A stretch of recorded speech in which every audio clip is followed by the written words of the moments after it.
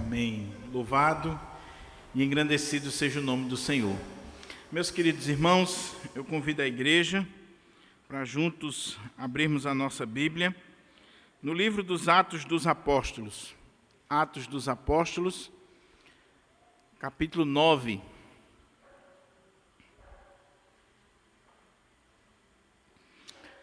Atos dos Apóstolos, capítulo 9. Nós vamos fazer a leitura da palavra do Senhor, do verso 1 até o verso 30, essa narrativa que fala sobre a conversão do apóstolo Paulo, e alguns detalhes aqui sobre a sua vida nesse momento de conversão. Então, Atos capítulo 9, versículo 1 ao 30, eu estou lendo na versão ARA, Almeida Revista e Atualizada. Diz assim a palavra de Deus: Saulo, respirando ainda ameaças e morte contra os discípulos do Senhor, dirigiu-se ao sumo sacerdote e lhe pediu cartas para as sinagogas de Damasco, a fim de que, caso achasse alguns dos que eram do caminho, assim homens como mulheres, os levasse preso para Jerusalém. Seguindo ele estrada fora, ao aproximar-se de Damasco, subitamente uma luz do céu brilhou ao seu redor, e caindo por terra, ouviu uma voz que lhe dizia: Saulo, Saulo, por que me persegues? Ele perguntou: Quem és tu, Senhor? E a resposta foi: Eu sou Jesus, a quem tu persegues. Mas levanta-te e entra na cidade, onde te dirão o que te convém fazer. Os seus companheiros de viagem pararam emudecidos, ouvindo a voz e não vendo, contudo, ninguém. Então se levantou Saulo da terra, e abrindo os olhos, nada podia ver, e guiando pela mão, levaram-no para Damasco. Esteve 3 dias sem ver, durante os quais nada comeu nem bebeu. Ora, havia em Damasco um discípulo chamado Ananias. Disse-lhe o Senhor numa visão: Ananias, ao que respondeu: Eis-me aqui, Senhor. Então o Senhor lhe ordenou: Dispõe-te e vai à rua que se chama Direita, e na casa de Judas procura por Saulo, apelidado de Tarso, pois ele está orando. E viu entrar um homem chamado Ananias, e impôs-lhe as mãos para que recuperasse a vista. Ananias, porém, respondeu: Senhor, de muitos tenho ouvido a respeito desse homem, quantos males tem feito aos teus santos em Jerusalém. E para aqui trouxe a autorização dos principais sacerdotes para prender a todos os que invocam o teu nome. Mas o Senhor lhe disse: Vai, porque este é para mim um instrumento escolhido para levar o meu nome perante os gentios e reis, bem como perante os filhos de Israel. Pois eu lhe mostrarei quanto lhe importa sofrer pelo meu nome. Então Ananias foi, e entrando na casa, impôs sobre ele as mãos, dizendo: Saulo, irmão, o Senhor me enviou, a saber, o próprio Jesus, que te apareceu no caminho por onde vinhas, para que recuperes a vista e fiques cheio do Espírito Santo. Imediatamente lhe caíram dos olhos como que umas escamas, e tornou a ver. A seguir, levantou-se e foi batizado. E depois de ter se alimentado, sentiu-se fortalecido. Então permaneceu em Damasco alguns dias com os discípulos. E logo pregava nas sinagogas a Jesus, afirmando que este é o Filho de Deus. Ora, Todos os que o ouviam estavam atônitos e diziam: não é este o que exterminava em Jerusalém os que invocam o nome de Jesus? E para que veio precisamente com o fim de os levar amarrados aos principais sacerdotes?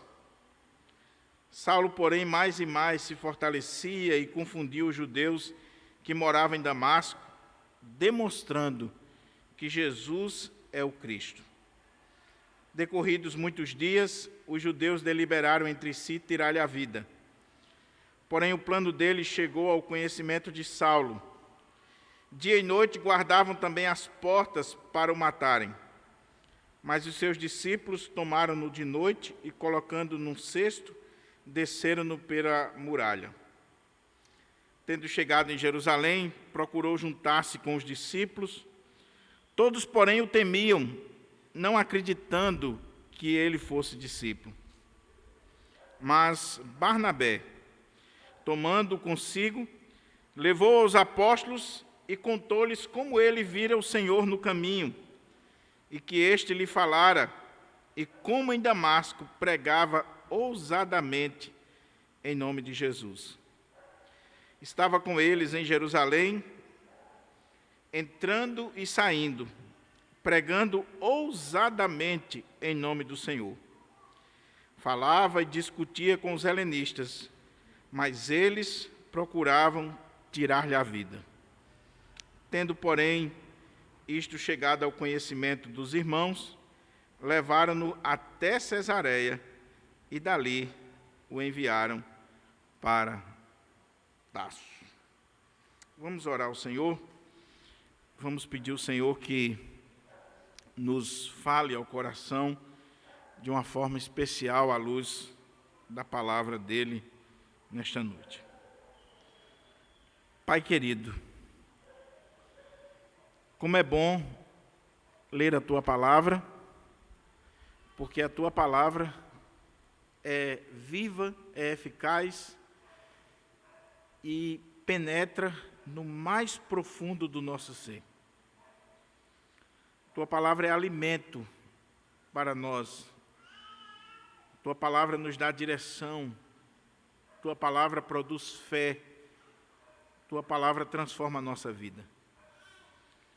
E agora, meu Pai, que nós estamos diante da palavra do Senhor, nós te suplicamos que o Teu Espírito Santo, que inspirou esta palavra, possa falar de uma forma toda especial ao nosso coração. Em nome de Jesus. Amém. Mantenha, por favor, a sua Bíblia aberta nesse texto, para que a gente possa considerá-lo e extrair daqui algumas lições para a nossa vida. Esta semana aconteceu um fato interessante no nosso país. Acredito que boa parte dos irmãos aqui tomaram conhecimento.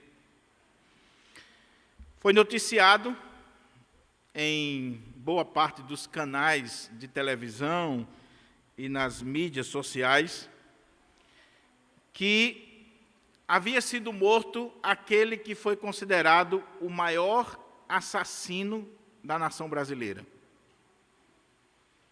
Um homem que matou em torno de 100 pessoas. Um homem só. Que chegou a matar o seu próprio pai. Que só na prisão matou mais de 40 pessoas. Que respirava morte. Na entrevista que ele deu para aquele repórter da Record, o Cabrini,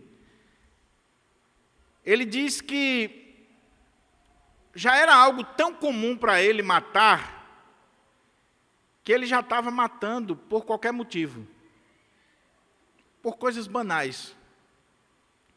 Às vezes alguém se indispunha com outra pessoa e aquela outra pessoa não tinha coragem de fazer nada, ele ia lá e matava aquele cara que mexeu com o outro.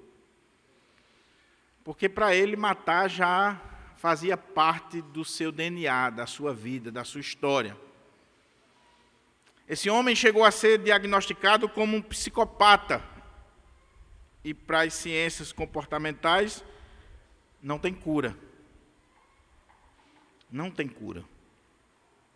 Pois bem, esse homem foi preso, passou mais de 40 anos na prisão.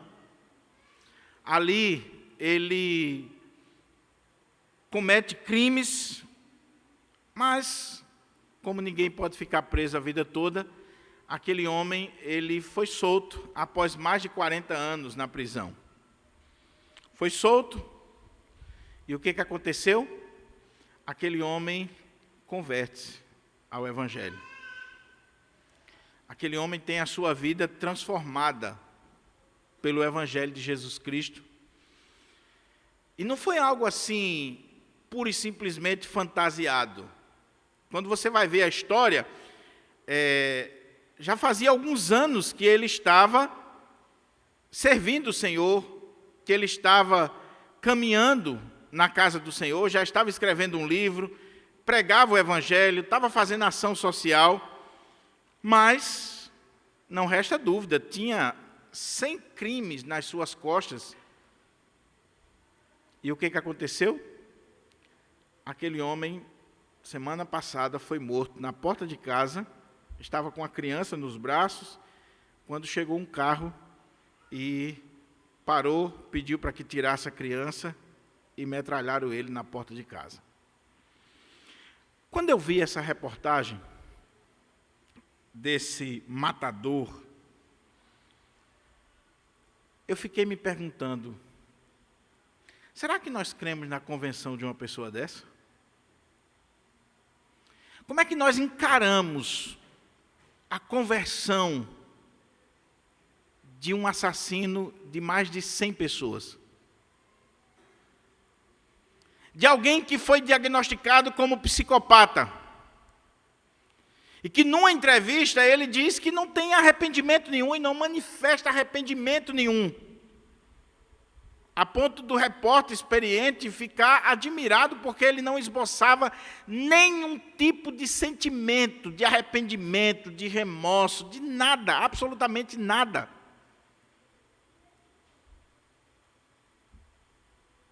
Mas depois de convertido, ele confessa que se arrependia, que aquilo o atormentava. Mas a pergunta é, será que nós cremos de fato na conversão de uma pessoa como essa? Será que nós, que somos membros da igreja do Pirangi, nós receberíamos de braços abertos uma pessoa como essa? Será que nós iríamos estar em paz de saber que está sentado aqui nos bancos da igreja do Pirangi um homem que foi diagnosticado como um psicopata, que era um serial killer, um assassino, alguém que matou o seu próprio pai, alguém que matou 100 pessoas, que foi o terror do nosso país. E agora ele diz que se converteu, que faz parte da igreja, está na igreja. Será que nós acolheríamos esse tipo de gente? Melhor. Será que nós, na próxima eleição para diácono, nós iríamos permitir que ele fosse diácono? Presbítero? Ou quem sabe mandaríamos ele para o seminário, para que ele voltasse de lá e fosse pastor, e aí ele ser o seu pastor, o pastor da sua família? Eu penso, meus irmãos, que uma situação como essa deve nos fazer refletir. Porque quando nós olhamos para uma biografia dessa,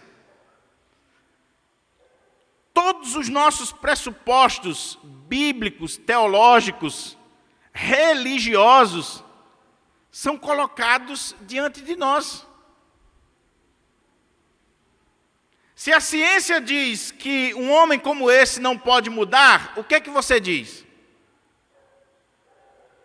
Se a ciência diz que um cara desse é um psicopata, é um serial killer, que não tem sentimento, que não esboça nenhum tipo de sentimento,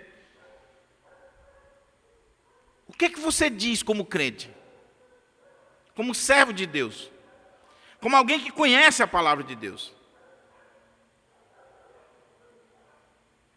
E pensando nisso, e fazendo as minhas perguntas do coração, eu lembrei do apóstolo Paulo.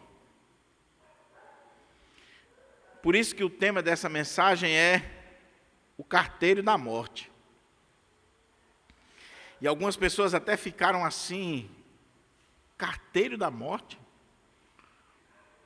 É claro que eu estou usando aqui um recurso homilético para chamar a sua atenção. O tema do sermão é algo que deve prender a atenção dos irmãos. Então, quando eu coloquei lá o carteiro da morte, muita gente ficou assim, como assim? Quem é esse carteiro da morte?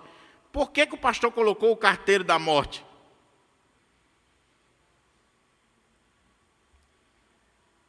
Quando Paulo converte-se ao Senhor, muitos duvidaram. E por que duvidaram? Porque no texto que nós acabamos de ler, Paulo é esse carteiro da morte. O que está acontecendo aqui? A igreja de Cristo está crescendo, desenvolvendo. O Senhor Jesus havia sido assunto ao céu, derramado o seu Espírito Santo sobre a igreja. Pedro, no primeiro sermão, no dia de Pentecostes, fala no poder e na autoridade do Espírito Santo. E de repente a igreja começa a crescer, desenvolver. A igreja começa a avançar em Jerusalém, em Samaria. A igreja começa a crescer no ambiente judaico e já está indo para um ambiente gentil ou gentílico. Mas o que acontece? É que a igreja cristã, aqueles que faziam parte do caminho, eles estavam pregando uma mensagem que ia de encontro à religião oficial. Eles estavam pregando que Jesus Cristo, que Jesus de Nazaré, é o Cristo, é o Messias, é o enviado de Deus. E a igreja está dizendo que ele é o cumprimento das profecias, é o enviado do Pai, é aquele que nós devemos adorar. E à medida que essa fé vai crescendo, também vai crescendo a perseguição, a inveja dos líderes religiosos e do povo de Israel, da elite religiosa de Israel, contra esses primeiros cristãos. Daí se levanta Saulo de Tarso para perseguir a igreja do Senhor. E a primeira coisa que eu quero chamar a sua atenção aqui é para esse passado de Saulo. Quem era Saulo? Saulo, como o próprio nome diz, ele era de Tarso. Ele nasceu em Tarso, na Cilícia. Uma cidade importante. Uma cidade eivada de conhecimento, de escolas de filosofia, de filósofos, de professores que serviam ao império. E ali, Paulo nasce, ainda chamado de Saulo, né? Muito embora o nome seja Saulo, nós vemos que é uma homenagem ao rei Saul, mas Saulo é o seu nome judaico e Paulo é o seu nome romano. Então, ele nasce nessa cidade, ou seja, ele é um judeu da diáspora, porque ele nasce fora de Jerusalém, dos limites de Jerusalém, da terra de Jerusalém, vai nascer lá em Tarso, hoje região da Turquia. Ali ele recebe uma educação helenista, grega. Ali ele tem acesso à filosofia, ele tem acesso ao mundo grego, ao mundo helênico, a toda essa cultura helênica. Mas ele nasce em um lar de fariseus. Seu pai era fariseu. E seu pai preocupado com a formação do seu filho, que estava tendo uma formação cultural grega, helenística, ele vai enviar o seu filho para Jerusalém para estudar aos pés do maior rabino da época, Gamaliel, para que ele tivesse uma formação não só secular, entre aspas, mas uma formação religiosa judaica. Alguns dizem que ele estava sendo treinado para ser um rabino. Ele havia recebido o básico na sua casa, na sinagoga, mas agora ele vai para Jerusalém estudar os detalhes da lei, a interpretação da lei. Ele vai fazer o seu curso de teologia, diríamos hoje. Então ele é um homem de cultura grega, ele é um homem de cultura judaica, e ele é um cidadão romano, porque ele coloca isso nos textos e nas suas cartas, ele deixa muito claro na sua defesa que ele é um cidadão romano de nascimento. Ele nasce fora do contexto da terra de Israel, em Tarso, então ele é um judeu da diáspora. Ele recebe uma cultura helenística, ele recebe uma formação religiosa judaica e ele também tem uma cidadania romana. Então ele é um homem de 3 culturas. Ele é um homem de uma cultura enciclopédica, de um vasto conhecimento. Ele é um homem que tem uma bagagem invejável. E ele é um judeu zeloso. Ele era zeloso às tradições dos seus pais, à lei de Deus. Ele buscava cumprir a lei, entender a lei, ele amava a lei, ele é um fariseu. E na história, os fariseus ficaram vistos só pelo aspecto negativo, porque Jesus teve muito problema com os fariseus. Só que quando você olha os evangelhos, Jesus tinha mais problema com os saduceus e escribas do que com os próprios fariseus. Porque o fariseu era zeloso da lei. O fariseu era aquele que não aceitava aquele processo de aculturação helênica no contexto do povo judaico. Eles amavam a lei, defendiam a lei, eles eram ardentes no quesito de defender a lei. E Paulo era um fariseu. E como fariseu, como cidadão romano, como alguém que possuía essa cultura enciclopédica, ele olha para aquele movimento que está surgindo em Israel e que está crescendo e que já está ganhando espaço, indo para as cidades e chegou a Damasco. Ele olha para aquilo ali como uma das maiores ameaças para a sua fé, a fé judaica. E como ele é zeloso, ele é religioso, ele foi treinado no judaísmo, ele vai se levantar para defender a sua fé.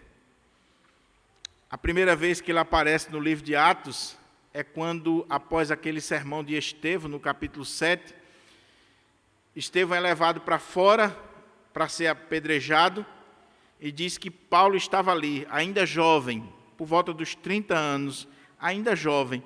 Ele está ali não só consentindo com a morte de Estevão, mas guardando as vestes daqueles que estavam apedrejando Estevão, e ele deu o seu voto, quando muitos cristãos também foram mortos. É esse homem que agora, após a morte de Estevão, após perseguir inúmeros cristãos em Jerusalém, de entrar nas casas, de arrastar as pessoas, de fazer com que as pessoas blasfemassem, de matar cristãos, ele fica sabendo que em Damasco, lá na Síria, uma cidade extremamente importante, tem nas sinagogas judaicas ali de Damasco, grupos de cristãos. Eles estão crescendo, estão florescendo, está pipocando. Ele chega para as autoridades e diz: olha, eu preciso de cartas para Damasco, para que eu possa ir lá e trazer amarrado esse pessoal, arrastar esse pessoal de lá para cá. Eu resolvo o problema. Daí o tema da mensagem: o carteiro da morte. Porque essas cartas que Paulo está pegando aqui do Sinédrio, essas cartas que ele está tendo em mãos, São cartas que lhe dão direito de ir a Damasco e de trazer essas pessoas para Jerusalém, e essas pessoas seriam julgadas e com certeza seriam mortas. Apesar de o povo de Israel, as autoridades de Israel, não terem autoridade naquele contexto para executar a pena de morte, eles estavam fazendo isso. Paulo estava fazendo isso. Ele exterminava os que seguiam a Jesus, os que serviam a Jesus. Então ele pede cartas e vai, como esse carteiro da morte, para Damasco. São cartas de morte. São cartas sombrias, cartas nefastas, cartas que nós diríamos fúnebres contra os discípulos do Senhor. Louvado seja Deus que essas cartas nunca foram entregues. Essas cartas para Damasco, elas não foram entregues. Por quê? Porque o texto coloca muito bem. Quando esse carteiro da morte está se dirigindo para Damasco, no caminho, de repente uma luz o envolve, ele cai, e abrindo parênteses, o texto não diz que ele caiu do cavalo.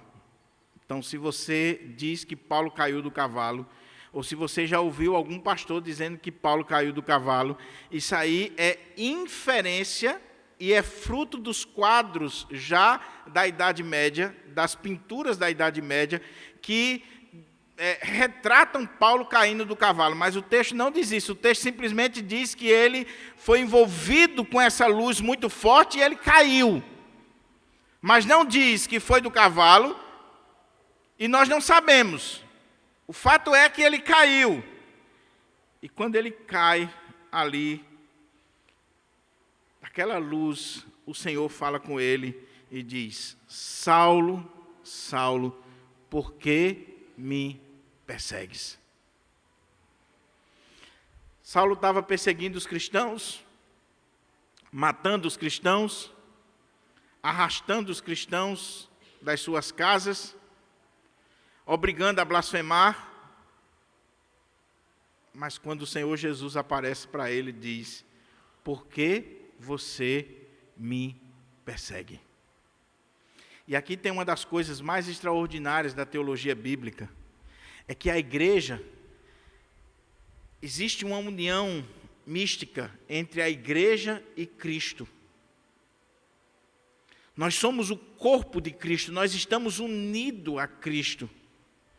De tal maneira que quando se persegue a igreja, você está perseguindo Cristo, o corpo de Cristo, a própria pessoa de Cristo. E é isso que ele está dizendo para Paulo: Saulo, por que me persegues? E naquela hora ele diz: quem és tu, Senhor? Eu sou Jesus, a quem tu persegues. Você está perseguindo o meu povo. Mas quando você persegue o meu povo, você está perseguindo a mim. Diz o texto que ele fica cego. O Senhor manda que ele entre na cidade.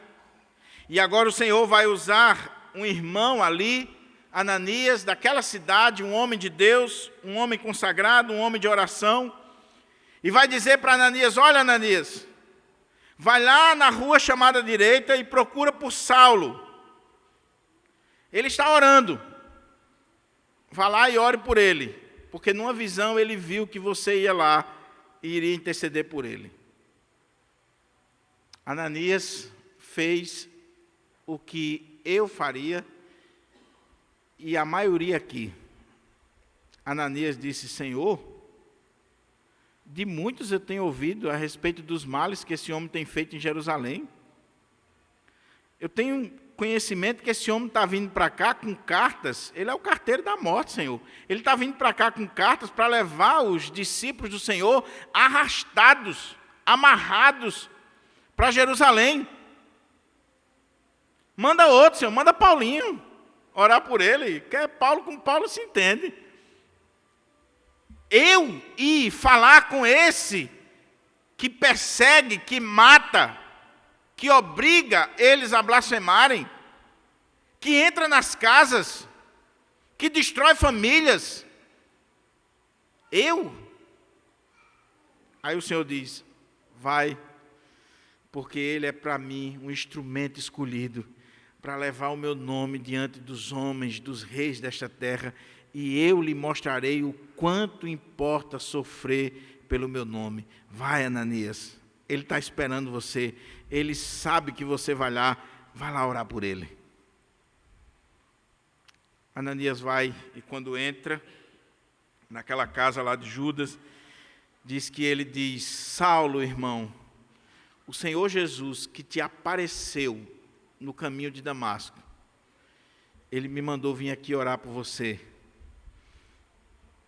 Ora por ele, as escamas caem dos seus olhos, ele batiza Paulo, Paulo se levanta dali, se alimenta, porque fazia 3 dias que ele não se alimentava, era só orando e jejuando, e ele se levanta dali, e imediatamente ele já começa a pregar nas sinagogas. Ele vai agora para as sinagogas, não levando as cartas da morte, mas levando a mensagem da vida, o Senhor Jesus.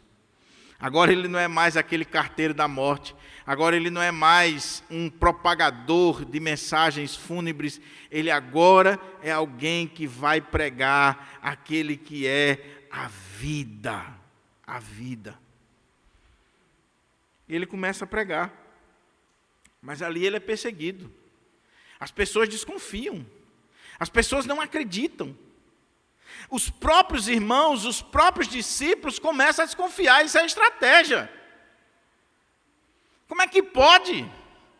Não faz sentido, eu já ouvi falar desse homem, eu já ouvi a fama dele, tudo aquilo que ele fez em Jerusalém, tudo aquilo que ele fez com os cristãos, com o povo do Senhor, e ele veio para cá com cartas. Ele veio para cá para nos matar, para nos levar presos, ele veio para cá assim. Então ele está usando de uma estratégia para ter acesso às nossas reuniões. Se converteu coisa nenhuma. Não é assim tão rápido não. E diz que ele sofre ali uma perseguição, a ponto de o pessoal ter que colocá-lo no cesto, descer pelo muro, e ele vai a Jerusalém. É claro que aqui você precisa casar esse relato com Gálatas e outros textos, porque Paulo vai dizer que ele só subiu a Jerusalém 3 anos depois. Ele sai daqui, ele vai para a Arábia, lá ele começa a reler o Antigo Testamento, a se aprofundar na lei, a ver que tudo aquilo ali falava de Cristo, e quando ele volta, ele continua pregando em Damasco e ele vai para Jerusalém. Quando ele chega em Jerusalém, achando que vai ser recebido, os apóstolos não querem nem conversa com ele. E aí é preciso que Barnabé pegue ele pela mão, leve os apóstolos e diga, olha, ele se converteu de verdade.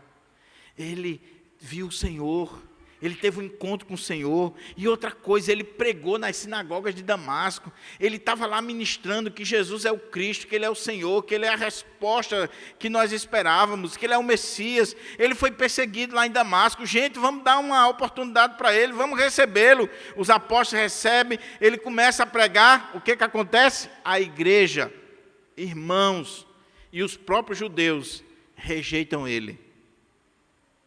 Agora, cá entre nós não podemos julgar aquele povo não, irmãos. Sabe por quê?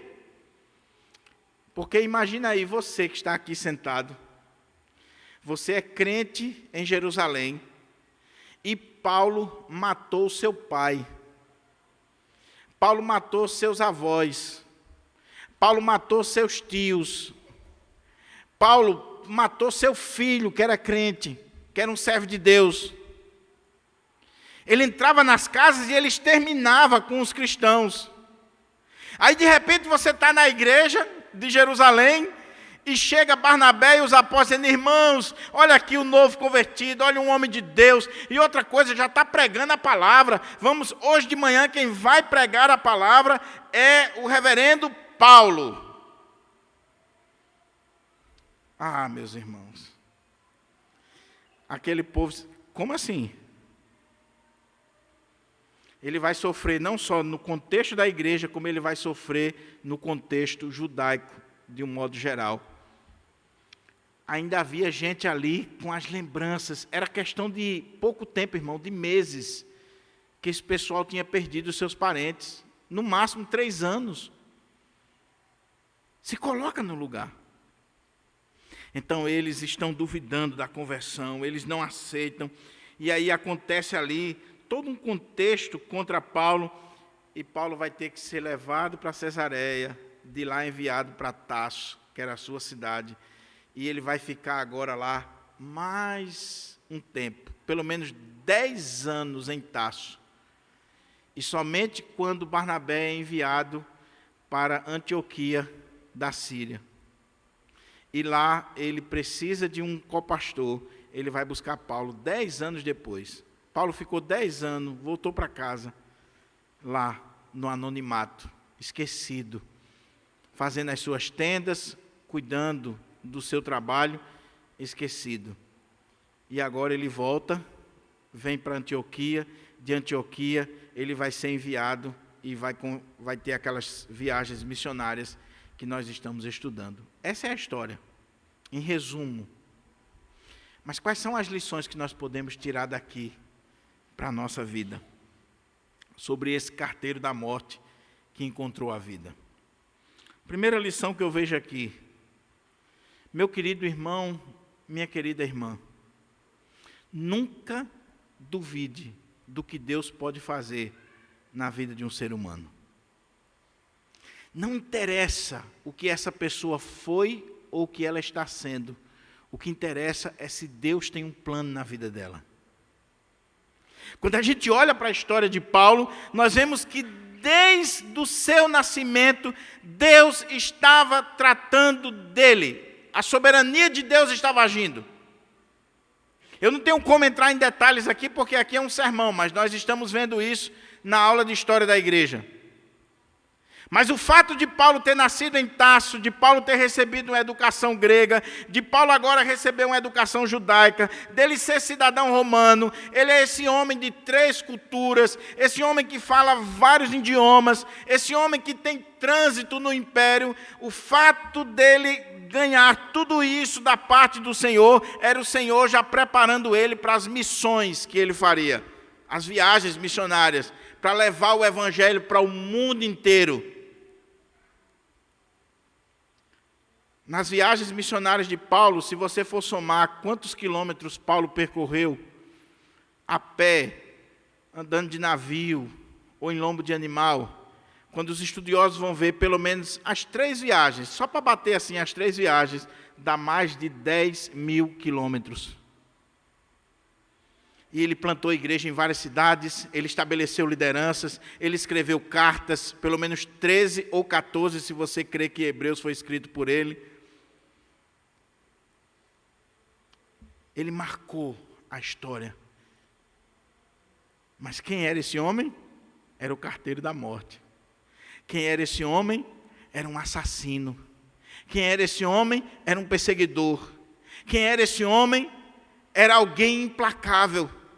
Quem era esse homem? Era um homem que, por causa do zelo da sua religião, tinha capacidade de perseguir homens, mulheres, crianças e arrastá-los. Quem era esse homem? Era alguém que, olhando para ele, nós diríamos assim: esse não tem jeito, esse não tem mudança. Mas nunca duvide do que Deus pode fazer na vida de alguém. Deus pode pegar o pior assassino, como Paulo, ou como esse que saiu essa semana na reportagem que foi assassinado. Deus pode pegar o pior homem desta terra e transformá-lo no melhor homem para a glória dele. O poder dele. E no dia que nós descremos disso, meus irmãos, acabou o evangelho para nós. Acabou a igreja.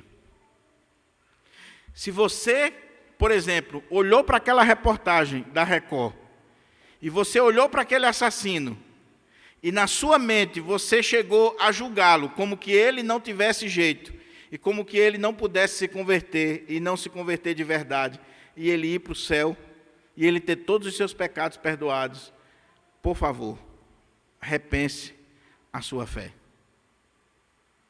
Até porque, quando a gente olha para Paulo e vê todo esse histórico de Paulo, a gente fica admirado. Quando a gente olha para um cara como esse, que passou na Record, um assassino de 100 pessoas, nós ficamos boquiabertos. Mas por que nós agimos assim e pensamos assim? Porque quando nós olhamos no espelho, nós nos achamos bons, moralmente corretos, nós nos achamos pessoas religiosas, mas nós não vemos o assassino potencial que está dentro de nós. Nós não vemos a natureza pecaminosa que nós nascemos com ela. Nós não admitimos que nós somos tão pecadores quanto Paulo, quanto aquele cara que matou 100 pessoas. Nós não somos melhores ou piores, nós somos iguais. Nós estamos todos no mesmo patamar. E talvez você diz, pastor, mas eu nunca matei ninguém. Será? Porque Jesus disse que se você odiar o seu irmão, se você não perdoa o seu irmão, você já é assassino do seu irmão. Então, meu querido, nós somos pecadores, eu e você. E por causa da nossa natureza caída, pecaminosa, nós temos o mesmo potencial de Paulo e daquele assassino que matou 100 pessoas. Nós precisamos da graça de Deus. Se Deus tirar a graça de Deus, a mão dele de nós, nós podemos fazer coisas piores do que esses homens fizeram. Basta Deus entregar você a si mesmo. Eu a mim mesmo. Romanos capítulo 1 fala da ladeira abaixo. Quando o homem não glorifica a Deus, quando ele não reconhece a Deus, e ele agora vai passar a adorar os astros, os animais, ele agora vai perdendo toda a percepção, ele está ladeira abaixo, e aí Deus diz que ele é entregue a si mesmo, e quando ele é entregue a si mesmo, ele começa a não entender até mesmo a sua própria natureza, o seu gênero. Ou seja, eu e você, Paulo, aquele homem que foi preso 40 anos, que passou na Record, estamos todos no mesmo balaio. Ele desenvolveu esse potencial dessa natureza maligna, pecaminosa, desenvolveu na prática. Eu e você muitas vezes desenvolvemos no pensamento. E se Deus não tiver misericórdia, na prática também. Nós podemos fazer coisas piores. Mas o ponto aqui é, por mais que o homem seja depravado, um ser caído, um ser nascido no pecado, que possui uma natureza caída, pecaminosa, nunca duvide do que Deus pode fazer na vida desta pessoa. E talvez você entrou aqui nesta noite, e você olha para você e diz, eu não sou digno, nem de estar aqui, pastor. Porque se criou uma ideia na igreja evangélica brasileira, de que a pessoa para ir para a igreja, ela tem que ser boazinha. Ou você nunca viu? Olha, pastor, quando eu deixar de fumar, eu vou ser crente, quando eu deixar de beber, eu vou ser crente, quando eu deixar isso, aquilo. Não, meu querido. O Senhor te ama, e o Senhor morreu por você do jeito que você é. Ele quer você do jeito que você é. Não tem como você mudar sem primeiro ter um encontro com Jesus, sem Jesus entrar na sua vida. A mudança só vai acontecer na sua vida quando o Senhor entrar na sua vida, assim como entrou na vida de Paulo. Então, você primeiro não é reformado para poder vir. Não, você vem e aqui você é transformado. E, meus irmãos, a igreja é esse lugar que recebe gente miserável, doente, gente ruim. A igreja, alguém já disse que é um hospital. O hospital é lugar de gente doente, de gente ruim, de gente que está precisando de cura. Isso é a igreja.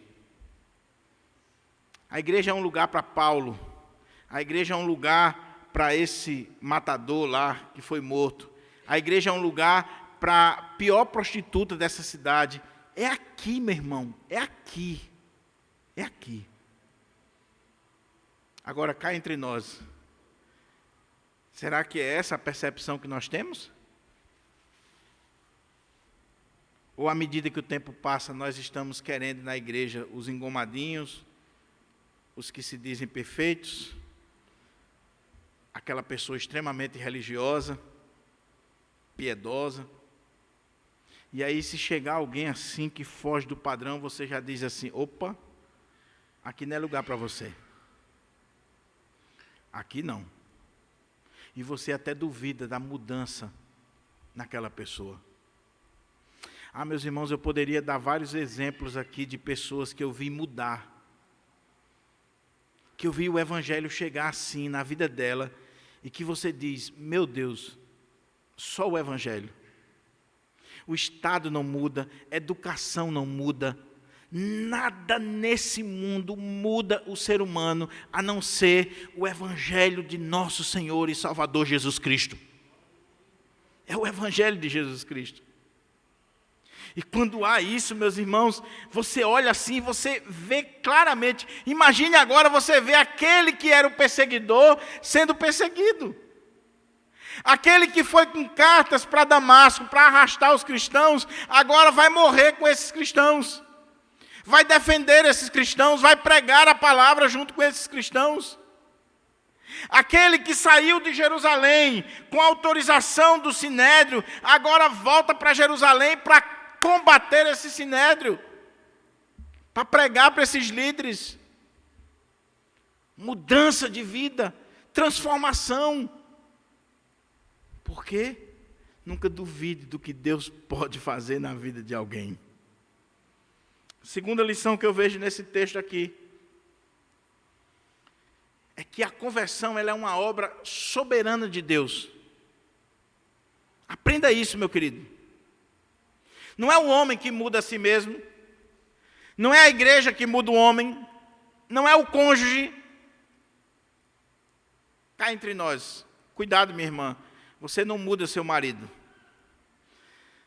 Talvez essa seja uma das maiores ilusões que as mulheres, na sua grande maioria, alimentam no coração. Eu vou mudar ele. Não, você não muda seu marido. Se Jesus não mudar, você não muda. A conversão é uma obra soberana de Deus. Veja o que está acontecendo aqui. Paulo é alguém que ninguém conseguiria mudar, meu irmão. Intelectualmente falando, quem iria discutir com Paulo?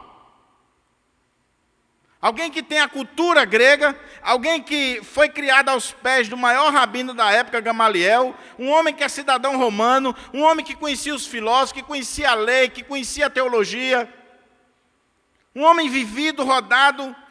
Quem ia discutir com ele? E eu achei interessante que um pastor, num dos comentários que eu estava lendo, ele fez uma observação. Paulo era um cara tão difícil que o Senhor disse: esse aqui deixa comigo. Deixa comigo. O Senhor vai aparecer a ele. E só abrindo um parênteses aqui, meu irmão, aqui Paulo não está tendo uma visão. Jesus apareceu para ele. Não é uma visão, não é um sonho, não é algo místico. Não, o Senhor apareceu para ele, pessoalmente. É por isso que ele vai defender lá na frente que ele é um apóstolo assim como os outros, porque uma das características de um verdadeiro apóstolo era ter sido convocado pessoalmente por Jesus. Jesus apareceu a Paulo pessoalmente. E é o Senhor quem está mudando Paulo, convertendo Paulo. Ao Senhor pertence a salvação, diz Jonas 2,9. É obra exclusiva de Deus. Não é a igreja, como eu disse, ninguém pode fazer. É o Senhor quem faz. É quando Jesus encontra-se com o homem, muda a vida dele, transforma ele. Assim como fez com Paulo. Então o que nós temos que fazer? É orar ao Senhor. Ó Senhor, muda fulano de tal. Ó Senhor, faz uma obra na vida de Cicrano. Ó Senhor, chega na vida do meu filho, da minha filha. Porque a conversão é uma obra exclusiva de Deus. Ela não é fruto de um arrumado teológico, ou uma argumentação. Não. E aqui, meus queridos, deixa eu fazer uma observação. Às vezes a gente pensa que nós vamos mudar as pessoas a partir da nossa argumentação. É claro que Deus pode usar? Pode. Mas não esqueça que não é o método de evangelismo, não é o folheto em si que a gente entrega, não é o argumento que a gente utiliza. Quem converte o homem é o Senhor Jesus, com o seu poder, com a sua autoridade, quando Ele põe o homem por terra, por mais arrogante que ele seja, é o Senhor quem converte, quem transforma. Deixa eu dar só 2 exemplos aqui, bem rapidinho para você. Tem um exemplo que eu acho interessante, que o pastor Hernandes conta em um dos seus livros, que ele diz que tinha uma irmã da igreja dele, uma serva de Deus, que o esposo era ateu. E ele dizia para ela assim: no dia que seu pastor tiver coragem de vir aqui em casa e discutir comigo, no nível que eu tenho, no meu nível, que ele puder discutir filosofia comigo, eu estou pronto a dar ouvidos. Agora, se ele não tiver condições de chegar pelo menos perto, eu não estou nem aí com ele. Aí ela falou para o pastor Hernandes. Aí o pastor Hernandes disse: tá bom, minha irmã, diga a ele que a gente vai marcar uma visita, mas eu vou orar. E aí o pastor Hernandes disse que orou, jejuou, colocou aquele camarada diante de Deus e marcou a visita. Chegou lá, passou quase 1 hora, discutindo os filósofos, respondendo perguntas, e ele viu que o negócio era pancada mesmo, o cara era bom. Mas no final, lá para terminar, o pastor Hernandes não usou mais nenhum argumento filosófico, não foi entrar em discussões, simplesmente disse: eu quero dizer para você que, independente de qualquer coisa que você pensa, que você conhece, você é um pecador, e se você morrer assim, você vai para o inferno se você não entregar a sua vida a Jesus Cristo. O Espírito Santo de Deus pegou essa palavra e foi no coração daquele homem. Naquele dia ele não ficou em paz. E depois aquele homem foi para a igreja e entregou a vida ao Senhor Jesus Cristo. Não é o homem, é Deus. Eu tenho um colega muito capacitado, intelectual, ateu. Não adiantava discutir com ele. Aí um dia, ele disse que estava tomando banho, e quando a água bateu na cabeça dele, ele pensou assim: quem eu sou? Diante desse universo. E ele começou a viajar nisso. E naquela hora, o Senhor se revelou a ele, e ele entregou a vida a Jesus Cristo. É o Senhor quem converte. O pior homem, o homem que atingiu o grau de malignidade na prática, é o Senhor quem chega ali. Foi o Senhor quem chegou na vida de Paulo. Foi o Senhor quem transformou a vida de Paulo. E olha o que aconteceu aqui, meus irmãos, para a gente caminhar para a conclusão. Quando o Senhor diz para Ananias: Ananias, vai lá na rua direita, na casa de Judas, porque tem lá um jovem lá, Saulo, ele está orando e ele está esperando você. Vá lá, orar por ele. Olha a dica que o Senhor está dando sobre Paulo. O que eu vejo aqui? O que marca uma pessoa convertida? Não tem como a gente explorar todos os detalhes, as aplicações, mas eu queria dizer algumas coisas para você. Você quer ver se você é convertido? Primeiro é se você de fato teve um encontro com Jesus. Eu não estou perguntando se você é presbiteriano, se você é batista, se você é assembleano. se você foi batizado na igreja presbiteriana, se você foi ovelha do pastor ABC, eu estou perguntando, você já teve um encontro com Jesus? Você já teve a sua estrada de Damasco, onde você foi colocado diante do Senhor Jesus? Não é se você nasceu na igreja, não é se você tem um cartão de membro, é se você já teve um encontro com Jesus.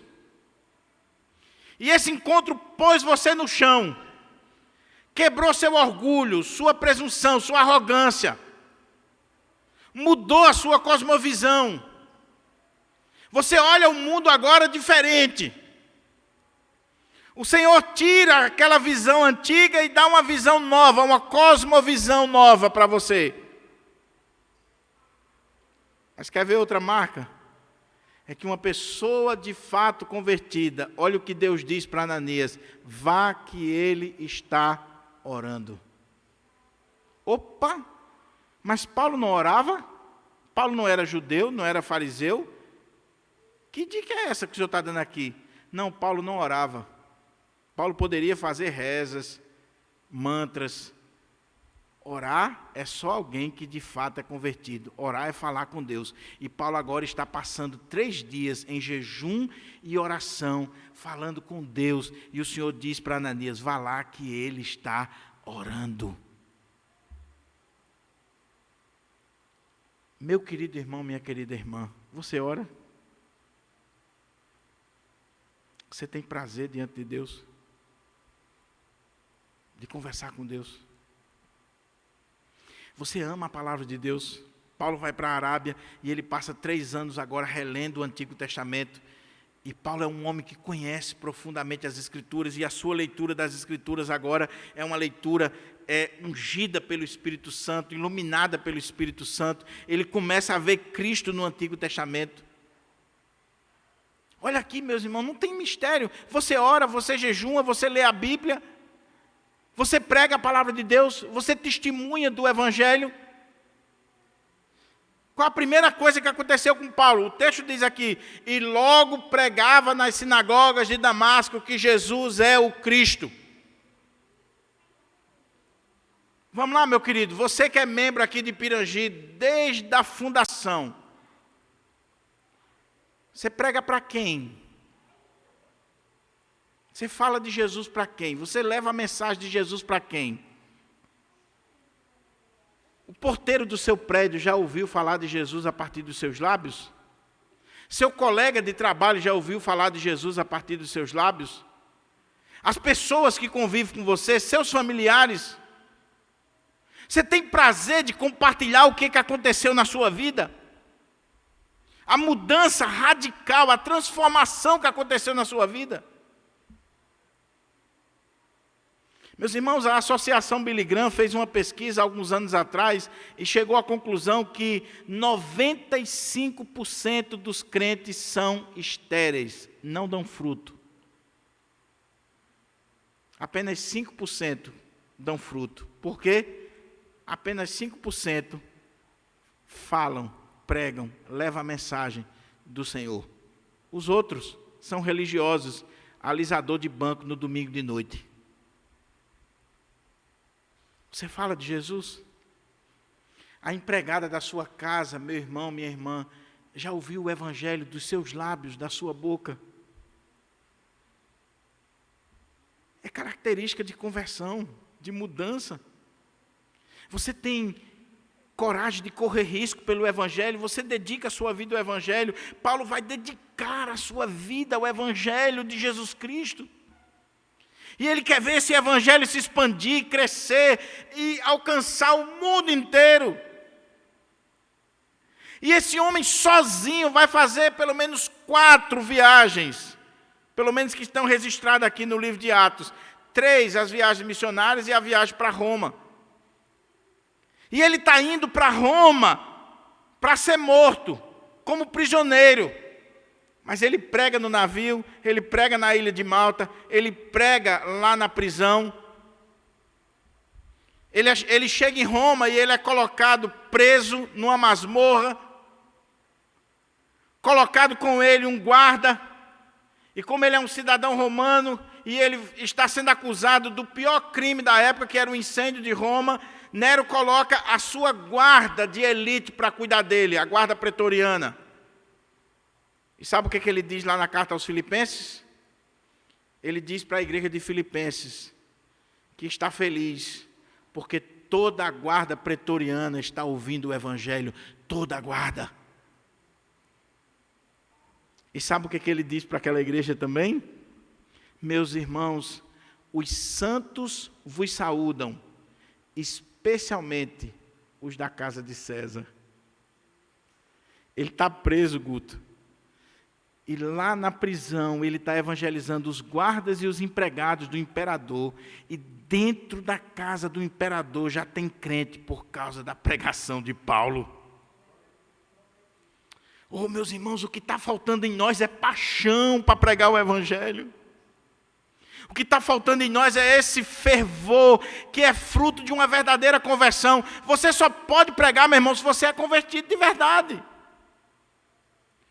Você só vai falar de Jesus se houve uma mudança na sua vida, uma transformação na sua vida.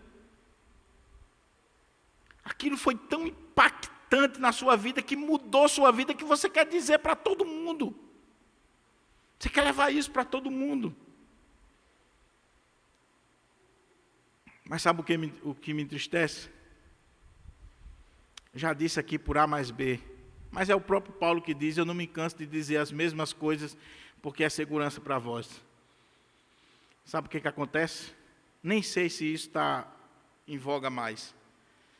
Mas o irmãozinho acabou de fazer parte de uma empresa de marketing multinível. A primeira coisa que ele faz é ligar para você ter uma visita dele na sua casa.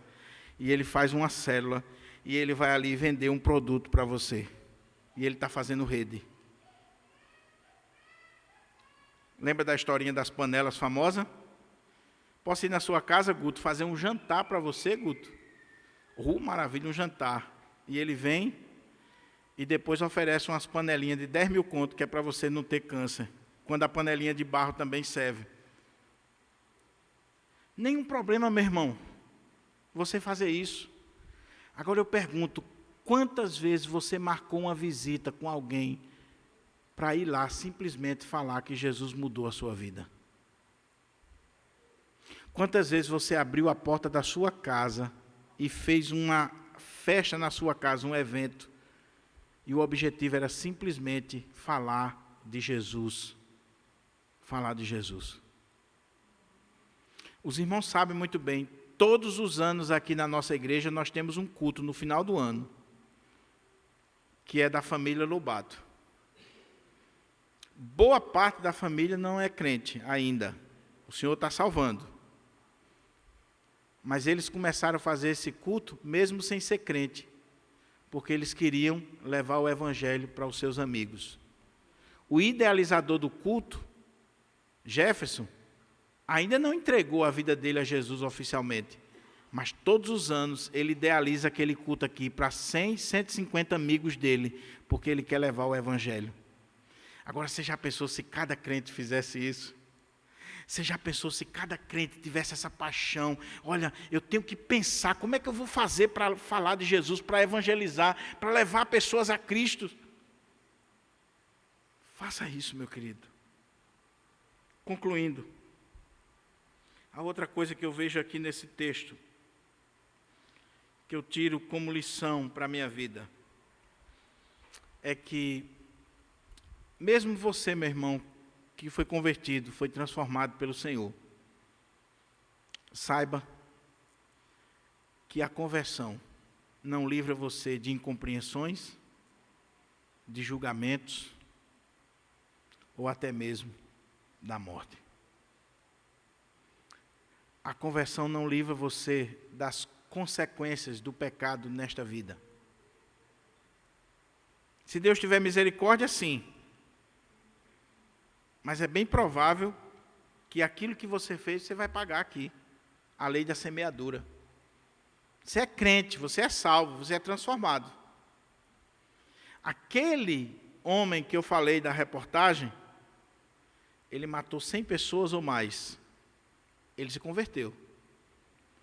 Diante de Deus, ele está livre, ele é justo, ele é santo, ele é perdoado.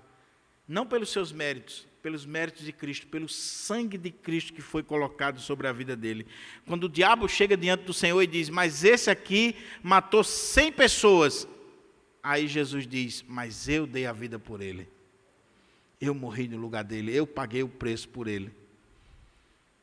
Mas aquele homem foi morto, como consequência do seu passado, dos seus pecados. Paulo sofreu incompreensão, perseguição. Paulo passou tantas coisas. E Paulo vai chegar a ser morto, como mártir. Assim como os mártires que ele tirou a vida. Então, meu querido irmão, minha querida irmã, o que eu quero que você saia daqui nesta noite pensando e refletindo é, primeiro, será que eu já tive um encontro com Jesus? Será que eu já tive esse encontro na estrada de Damasco? Eu já tive a minha estrada de Damasco. A estrada de Damasco virou sinônimo de mudança. É usado no comércio, em tantas coisas. Você já teve a sua estrada de Damasco? Mudança. Mudança de vida. Não estou perguntando se você mudou de placa de igreja, de denominação. Estou perguntando se você mudou de vida porque você encontrou Jesus. Segundo, você crê que Deus pode mudar alguém? E se você já mudou, você vai dizer, eu creio, porque Ele mudou a mim. Ele transformou minha vida. E terceiro, se Deus mudou alguém, meu querido irmão, minha querida irmã, não é minha nem a sua tarefa atirar pedras, julgar, emitir opinião. Nós devemos deixar com o Senhor. Como eu disse, se nós vivêssemos na época de Paulo, nós iríamos julgar Paulo. Talvez não aceitaríamos Paulo. Talvez iríamos fazer os comentários mais terríveis sobre Paulo. Mas o Senhor mudou Paulo. E o Senhor fez uma obra através de Paulo. E o Senhor sabia porque permitiu tudo aquilo na vida de Paulo. E por último, você que está aqui nesta noite, mesmo que você seja crente ainda, mas não convertido, ou você que ainda não entregou sua vida a Jesus, meu querido, Deus não quer saber quem você é, o que você fez. Ele quer trazer paz ao seu coração, mudança para a sua vida. Ele tem uma nova história para você. Talvez aqui nesse mundo as pessoas nem reconheçam, mas Ele tem uma nova história para você. Talvez o mundo diga assim, está vendo aí, ó? Depois que fez tudo que não presta, bebeu, fez isso, fez aquilo, agora é crente, diz que é santo, que vai para o céu. Amém. É isso mesmo, é exatamente isso. Pelos méritos de Cristo, pela graça de Cristo, pelo amor de Cristo, pelo que Cristo conquistou na cruz do Calvário, é isso mesmo. É isso mesmo. Que a palavra do Senhor encontre guarida no nosso coração. E que a palavra do Senhor nos faça ver que por pior que nós sejamos, a graça de Deus tem perdão para nós, tem mudança para nós. Vamos orar?